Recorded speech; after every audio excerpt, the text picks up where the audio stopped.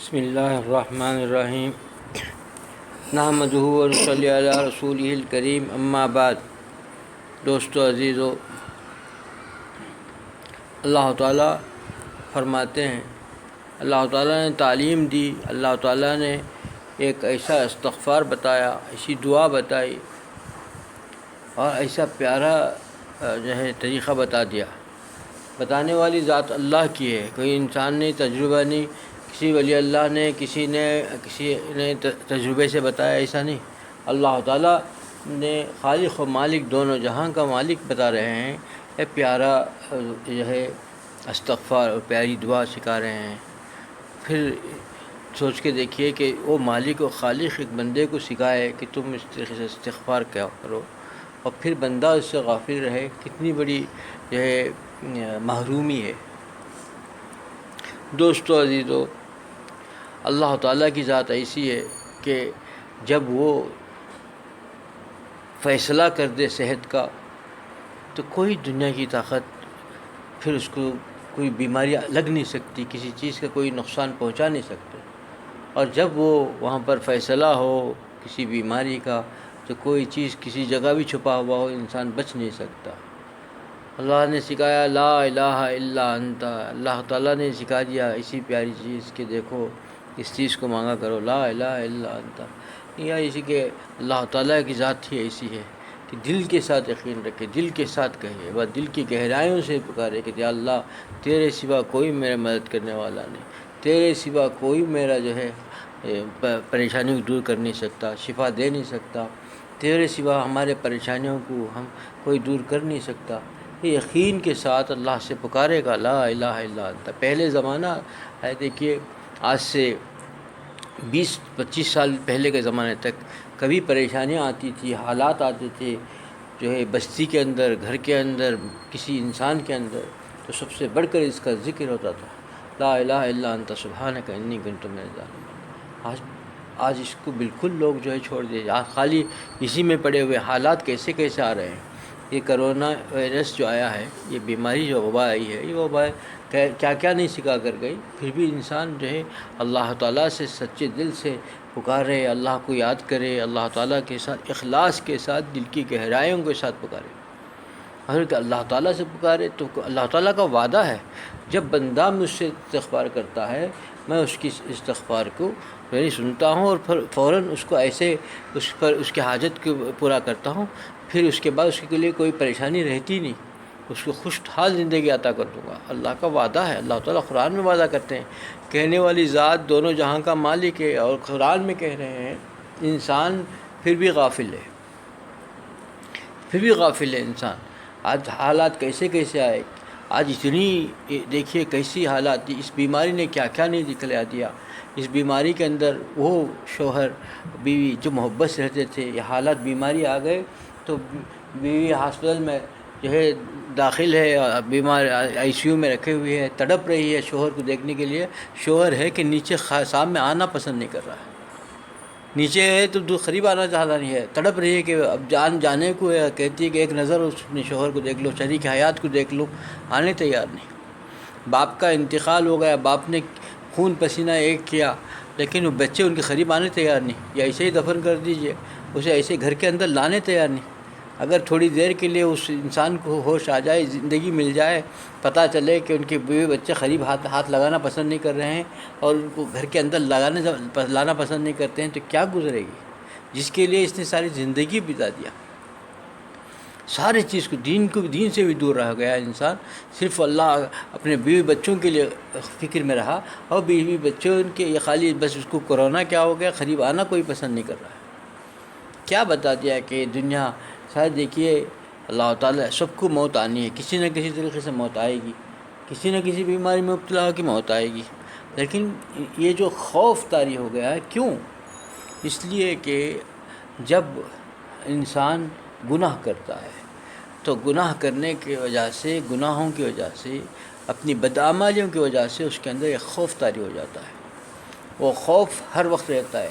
کوئی اللہ کی اطاعت میں بندہ زندگی گزارے، اللہ تعالیٰ کا خوش کرنے والی زندگی ہو، 24 گھنٹے اللہ کو یاد کرے، تو وہ جانے کہ لا الہ الا انت، اسی کے اس پر جو ہے بالکل جو ہے ایسا پابند رہے، اس کو دل کی گہرائیوں سے پکارے کہ میرا خدا ہے اور خدا کے علاوہ کوئی نہیں ہے، اس کا یقین کے ساتھ اس کو پکارے گا، تو اس کے دل کے اندر ایک ایسی کیفیت ہوتی ہے کہ وہ پھر کسی سے گھبراتا نہیں ہے، ان حالات میں پریشان نہیں ہوتا، بلکہ اس کو سکون قلب نصیب ہو جاتا ہے کہ اللہ تعالیٰ کا ایک ایسا قلب کے اندر ایک ایسا سکون، ایک ایسی یہ کہ ایسا اللہ تعالیٰ کے اندر یقین اس کے اندر دل کے اندر آ جاتا ہے، تو پھر ان حالات کا اس کا اثر نہیں ہوتا، وہ اپنی مزیدار زندگی میں رہتا ہے. کسی بھی حالت میں ہو، حالات پریشان کن ہوں، اس کے اطراف پریشانیوں نے گھیرا ہو، مختلف حالات مالی اعتبار سے، بیماریوں کے اعتبار سے، اپنے گھریلو اعتبار سے، رشتہ داروں کی طرف سے رنج و غم نے گھیرا ہو، لیکن اس کا دل مطمئن رہتا ہے، بڑے چین کے ساتھ رہتا ہے،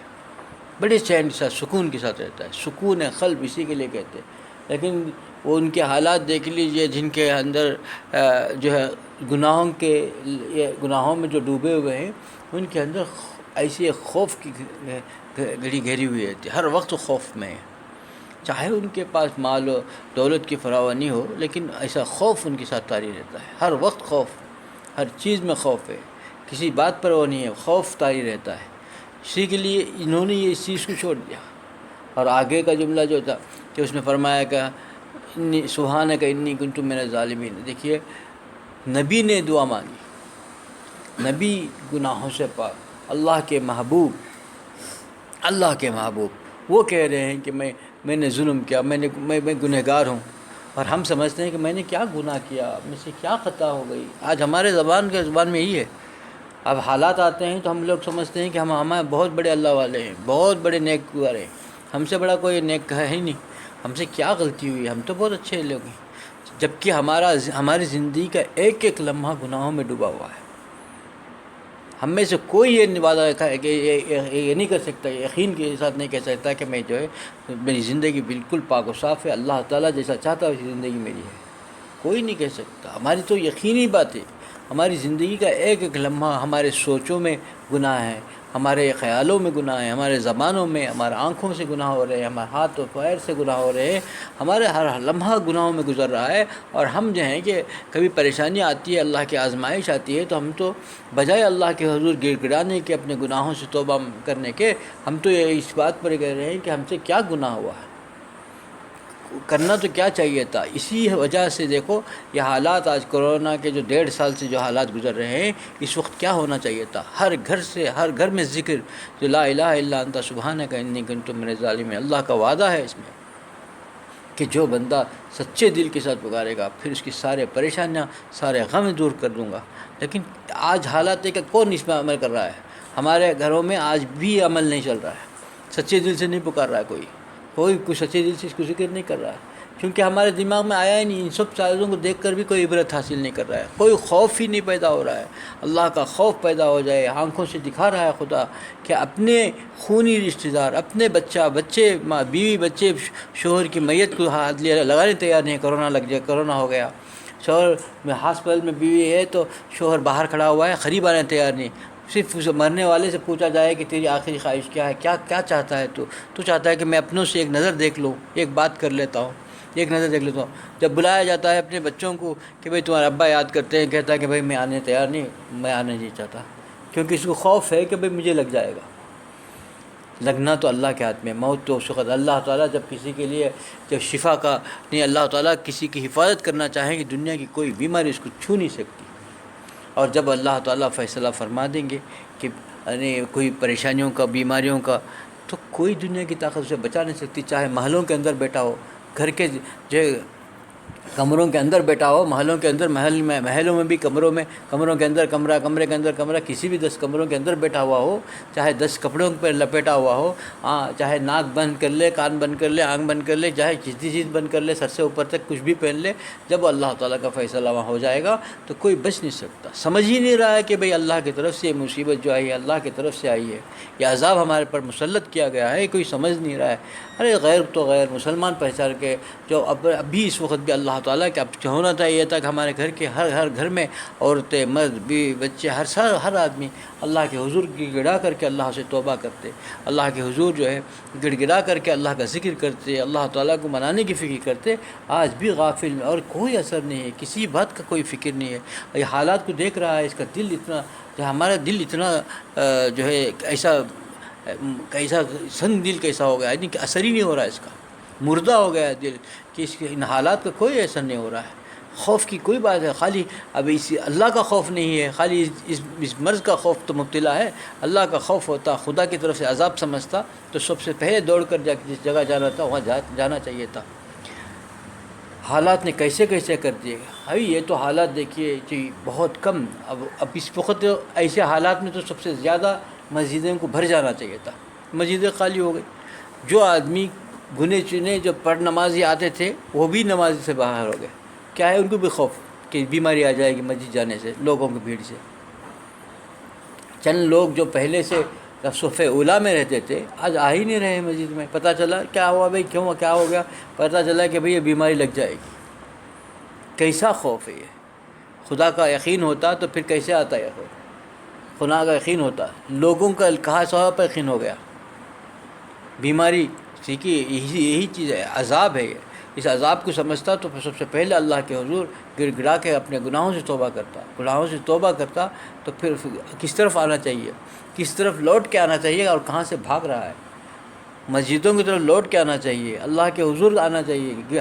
گھروں کے اندر جو ہے ذکر کی مجلس ہونی چاہیے. اللہ تعالیٰ کا یہ کلام جو اللہ نے سکھایا ہے، یہ دعائیں اللہ نے سکھائی، یا استغفار خدا نے سکھایا، لا الہ الا انت سبحانک انی کنت من الظالمین. جو یہ بندہ پڑھے گا اس کی سارے پریشانیاں دور ہو جائیں گی، سارے مصیبتیں ٹل جائیں گی، سارے بیماریوں سے حفاظت ہو جائے گی. لیکن ہم لوگ اس کے پر کہاں کر رہے ہیں؟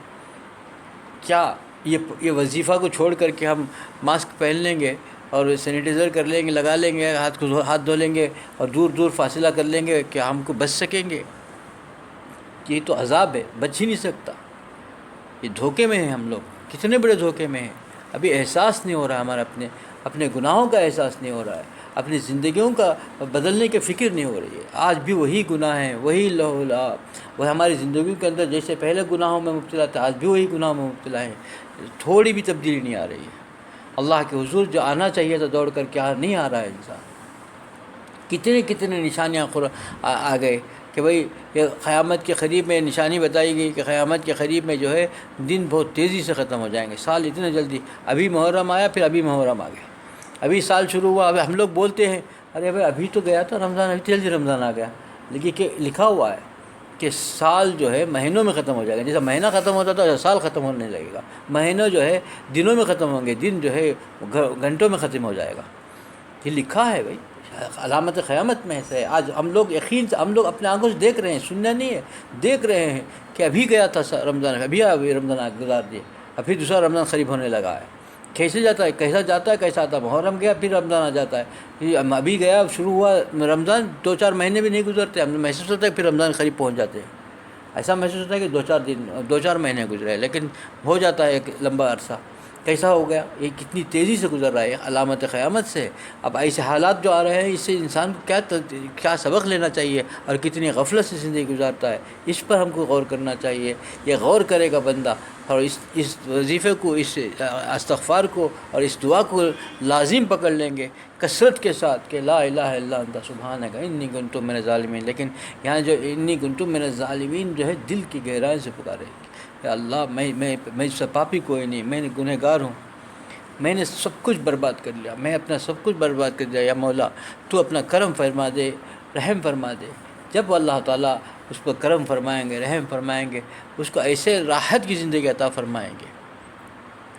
آج ہم میں سے ہر آدمی کو اس پر غور کرنی چاہیے کہ ہم کرنا کیا چاہیے اور کر کیا رہے ہیں. اور جب اللہ تعالیٰ کی طرف لوٹ کر آئیں گے پریشانیوں سے راحت ہوگی، ہماری پریشانیوں سے ہم کو آرام ملے گا اور ہم کو اللہ تعالیٰ ان مصیبتوں سے، ان پریشانیوں سے نجات عطا فرمائیں گے. اللہ مجھے بھی اس عمل کی توفیق عطا فرمائے، آپ لوگوں کو اس عمل کی توفیق عطا فرمائے. وآخر دعوانا الحمدللہ رب العالمین.